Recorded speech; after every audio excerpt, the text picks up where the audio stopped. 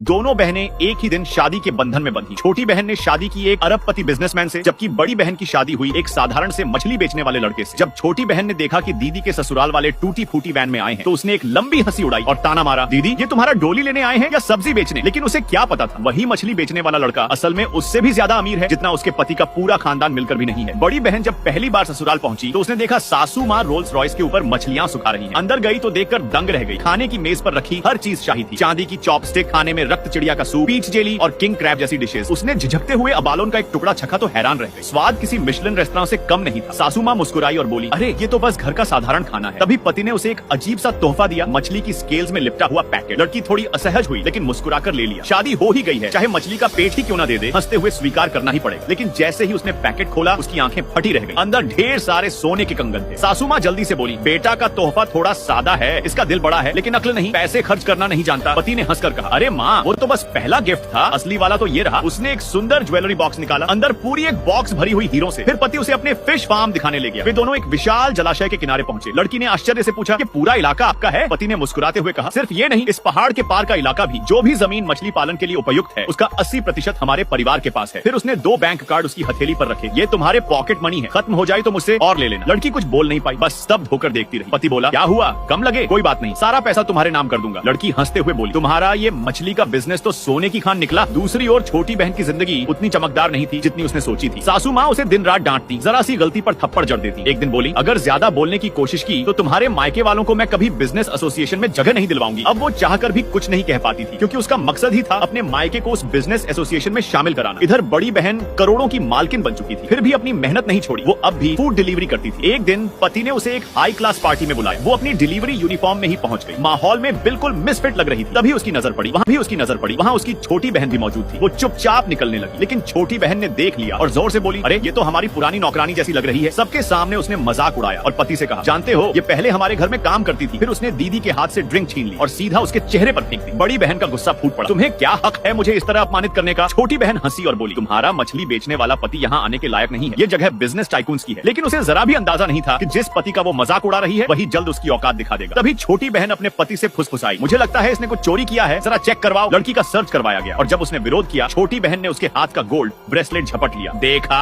यही सबूत है, इतना महंगा ब्रेसलेट ये अफोर्ड नहीं कर सकती। उसी वक्त उसकी हीरे की नेकलेस भी गिर गई। छोटी बहन ने उठाया और दंग रह गई। ये तो एंजल 1 नेकलेस है, दुनिया में बस एक ही है, कीमत 50 करोड़। अब सबने मिलकर उसे चोर कह दिया और पुलिस बुलाने लगे। लड़की रोते हुए बोली, मैंने कुछ नहीं चुराया, मुझे छोड़ दो। छोटी बहन ठहाका लगाते हुए बोली, अब तो जेल में ही डिलीवरी करनी पड़ेगी दीदी। और यहीं से शुरू होता है उस मछली वाले की असली ताकत दिखाने का वक्त।